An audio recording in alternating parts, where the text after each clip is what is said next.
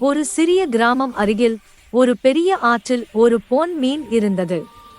அந்த மீன் நீரில் மிதக்கும்போது சூரியன் போல பளபளப்பை தருகிறது. அதைக் கண்ட எல்லா மக்களுக்கும் மனதில் சந்தோஷமும் அமைதியும் பிறந்தது.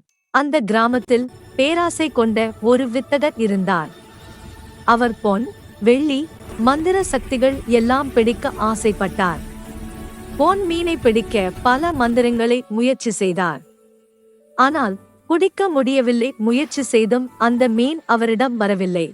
போதும், அவரது பேராசை காரணமாக எல்லா சக்திகளும் பொருட்களும் படிப்படியாக தொலைந்து போனது. இறுதியில் அவர் பேராசை காரணமாக எல்லாவற்றையும் இழந்து விட்டதால் மனம் திருந்தி விட்டார் வித்தகர்.